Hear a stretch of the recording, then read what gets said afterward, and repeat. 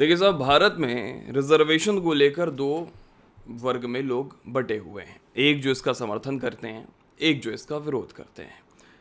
समर्थन वाले ये कहते हैं कि रिजर्वेशन ज़रूरी है क्योंकि लोगों पे बहुत ज़्यादा अत्याचार हुए पिछले वक्त में, इसलिए उनका ये हक बनता है कि रिजर्वेशन मिले। जो रिजर्वेशन के अगेंस्ट है वो ये बात कहते हैं कि साहब अब वक्त बदल गया है, अब आपको अगर रिजर्वेशन देना भी है तो जाति के आधार पे नहीं, फाइनेंशियल कंडीशन पे आपको रिजर्वेशन देना चाहिए, क्योंकि हो सकता है कि ऊपरी तबके के लोग भी कमज़ोर हों आर्थिक स्थिति से, तो उन्हें भी रिजर्वेशन मिलना चाहिए। ये सब बात हो गई है, लेकिन इस सब बातों के अलग एक course of discussion West Bengal में चल रहा है रिजर्वेशन को लेकर। ममता बनर्जी क्या कह रही हैं कि ओबीसी का जो वर्ग है, ओबीसी का अगर इतना छोटा वर्ग है तो उसको वो बड़ा करना चाह रही हैं, उनमें और कुछ क्लासेस ग्रुप्स को ऐड ऑन करना चाह रही हैं, और इसी के लिए उन्होंने 76 नए ग्रुप्स ओबीसी के अंडर में जोड़े हैं। अब बीजेपी इस पूरे डिस्कोर्स में कूद गई है कि ये जो 76 ग्रुप आपने बोले हैं कि हम ओबीसी में ऐड कर रहे हैं, उनमें 74 तो मुसलमान वर्ग से हैं, तो आप ओबीसी का आपको ठिकाना नहीं है, आप ओबीसी के लिए नहीं सोच रही हैं, आप सोच रही हैं एक विशेष वर्ग के लिए जो कि है मुसलमान, ताकि उनसे आपको वोट की लाभ मिल सके। अब ये जो पूरा मसला है मित्रों, इसको अगर आपको समझना है ना, तो ये आज का पूरा मसला है नहीं। इसको समझने के लिए आपको 15 साल पहले 2010 में चलना पड़ेगा, जब ये जो ओबीसी को बड़ा किया जाए उसकी राजनीति शुरू हुई थी। तो 2010 में ममता बनर्जी की सरकार थी नहीं, 2010 में किसकी सरकार थी? लेफ्ट गवर्नमेंट की सरकार थी। कहाँ पे? वेस्ट बंगाल में। अब जो लेफ्ट गवर्नमेंट है उसने कहा कि यार हम ओबीसी सर्टिफाइड कम्युनिटीज़ को ना थोड़ा बड़ा करेंगे, तो हम क्या करते हैं कि 77 कम्युनिटीज़ और ऐड ऑन कर देते हैं ओबीसी में, 77 कम्युनिटीज़। लेकिन हुआ ये कि 77 कम्युनिटीज़ की जो बात हो रही थी कि हम ओबीसी में जोड़ेंगे, उनमें से जो 75 है वो मुसलमान थे, और मुसलमान जो थे उसको लेकर भी उस वक्त बीजेपी ने बड़ा अपना विरोध जताया था। लेकिन हुआ ये कि 75 मुसलमान कम्युनिटीज़ में से जो 42 थे उन्हें ओबीसी सर्टिफाइड कर दिया गया। अब जब ये हुआ 2010 में, तो उसके बाद हाई कोर्ट में याचिका डाली गई इसके खिलाफ। लेकिन ये जब केस चल ही रहा था कि लेफ्ट गवर्नमेंट की सरकार वेस्ट बंगाल से चली गई और ममता बनर्जी सत्ता में आ गई। जब ममता बनर्जी आई 2012 में, तो उन्होंने कहा कि लेफ्ट गवर्नमेंट ने तो 42 क्लासेस को, ग्रुप्स को ओबीसी में लाया ही है, हम क्या करते हैं, हम 35 और क्लास ऐड कर देते हैं ओबीसी में। और उसके बाद क्या हुआ कि 42 ओबीसी ग्रुप्स जो लेफ्ट ने दिए थे और जो 35 क्लासेस हैं ममता बनर्जी के, उन दोनों को जोड़ के हम 77 नए ग्रुप्स को ऐड करेंगे ओबीसी में। अब इसके खिलाफ भी चली गई बीजेपी और कई लोग कोर्ट में कि यार ये क्यों हो रहा है, इसको रोक लगाना चाहिए। अब ये सब जब हो ही रहा था तो 2013 में ममता बनर्जी एक एक्ट पास कर देती हैं जिसका नाम रहता है West Bengal backward class act 2012। यानी कि 2012 तक जितने भी नए क्लास बताए गए हैं कि ओबीसी सर्टिफाइड है, उनको हम ओबीसी का दर्जा दे देंगे, उनको दर्जा मिल जाता है। कोर्ट में ये केस चलता रहता है, और इसी दौरान करीब 12 साल बाद 2024 में हाई कोर्ट ये कहता है, देखिए साहब, ये जो ममता बनर्जी ने 77 नए क्लास ऐड किए हैं ओबीसी के अंडर, ये जात के आधार पे दिखाई नहीं देते हैं बल्कि रिलीजन के आधार पे देते हैं। ये कोर्ट का स्टेटमेंट था।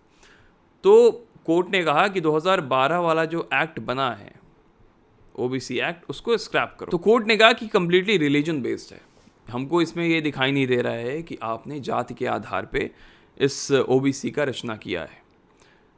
तो कोर्ट ने कहा कि 66 ग्रुप्स ही रहेंगे, 66 क्लासेस ही रहेंगी ओबीसी के अंडर, बाकी जितने भी आपने ऐड ऑन किए हैं उन सबको हम हटा रहे हैं। 2012 का एक्ट ख़त्म। ममता बनर्जी के लिए झटका था। ममता बनर्जी क्या करती हैं कि वो हाई कोर्ट के फैसले के खिलाफ सुप्रीम कोर्ट में जाती हैं और बोलती हैं कि देखिए साहब, हमें ओबीसी के अंडर नए क्लासेस तो ऐड करने हैं, इसका अब हमको बताइए उपाय। सुप्रीम कोर्ट कहता है ठीक है, आप सर्वे करवाइए, कमीशन बनाइए और उसका एक रिपोर्ट पेश कीजिए, उसी आधार पे जो क्लासेस हैं वो ऐड ऑन होंगे। तो ममता बनर्जी कहती हैं ठीक है, सर्वे कराया जाता है, और सर्वे के दौरान क्या होता है कि ममता बनर्जी 76 नए ग्रुप्स के साथ आती हैं। ग्रुप्स कहना सही नहीं हो, 76 नए क्लासेस के साथ आती हैं कि इन क्लासेस को हम ऐड ऑन करेंगे ओबीसी वाले लिस्ट में। अब यहाँ पे क्या होता है साहब कि यहाँ पे एक और पेंच फंस जाता है, क्योंकि 76 में से जो 74 क्लासेस हैं उसको हाई कोर्ट 2024 में स्क्रैप किए हुआ है। ये वही 76 में से जो 74 क्लासेस हैं, ये वही क्लासेस हैं, इनको हाई कोर्ट ने हटा दिया है और ममता बनर्जी वापस से उस 74 क्लासेस को ऐड ऑन कर रही हैं। और इन 74 में और ये जो 74 क्लासेस हैं ये सारे मुस्लिम समुदाय के आते हैं। तो बीजेपी अब ये कह रही है कि जिस चीज़ को कोर्ट ने हटाया था, ममता बनर्जी कान इधर से नहीं पकड़ के इधर से पकड़ रही हैं, ताकि जो उनकी वोट बैंक की पॉलिटिक्स है वो चलती रहे। अब इसको ना ममता बनर्जी ने ओबीसी ए और ओबीसी बी में उसको डिस्क्राइब किया है। ओबीसी ए जो कि ज़्यादा निचले पायदान पर आते हैं ओबीसी वाले ही ग्रुप में, और ओबीसी बी यानी कि जो ओबीसी में भी ऊपर माने जाते हैं।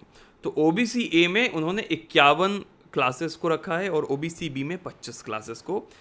लेकिन अब क्या हो गया है कि जो टोटल नए ओबीसी क्लासेस हो गए हैं वो हो गए हैं करीब करीब 180। तो 180 क्लासेस अगर हो गए हैं ओबीसी के, उनमें से क्या है 76 जो हैं वो नए क्लासेस हैं, और इन 76 नए क्लासेस में से 74 वो क्लासेस हैं जिसको हाई कोर्ट पिछले साल ही स्क्रैप कर दिया था। तो बीजेपी अब ये कह रही है कि ममता फिर से जो वोट बैंक पॉलिटिक्स है वही खेल रही है, क्योंकि इसमें भी वो रिलीजन को उन्होंने प्राथमिकता दी है, ना कि जाति को। ओबीसी के लोगों से उनको कोई मतलब नहीं है, उनको केवल ये मतलब है कि कितने मुसलमान इसमें शामिल हो जाएं, मुसलमान क्लासेस शामिल हो जाएं, ताकि जो उनकी वोट बैंक पॉलिटिक्स है वो चलती रहे। तो ये जो मसला है वो वेस्ट बंगाल में चल रहा है, क्योंकि अगले साल वहाँ पर है चुनाव। बिहार चुनाव के बाद अगर सबकी ज़्यादा रुचि रहेगी कि कहाँ पे फोकस किया जाए, तो वो ऑफकोर्स वेस्ट बंगाल चुनाव है, क्योंकि बीजेपी बिल्कुल चाह रही है कि इस बार वो शुभेंदु अधिकारी के कंधे पे चढ़ के वेस्ट बंगाल को फतेह करे। और ममता बनर्जी पूरी इस कोशिश में है कि कैसे भी करके जो लाभान्वित लोग हैं, जिनसे उनको वोट मिल रहा है, उसको कैसे और लाभ दिया जा सके, ताकि जो वोट बैंक पॉलिटिक्स है उनकी वो चमक सके। तो ये जो खेल है वो दोनों पार्टी एक दूसरे के साथ अभी खेल रही है। बाकी आपकी इस मसले पर क्या राय है आप ज़रूर हमें बताइएगा कमेंट सेक्शन में, हमें इंतज़ार रहेगा। इस वीडियो को ज़रूर शेयर कीजिएगा ताकि ज़्यादा लोग इस बारे में जान सकें। सब्सक्राइब कीजिएगा इस चैनल को। जल्दी ही आपसे अगले वीडियो में मुलाकात होगी। प्रणाम।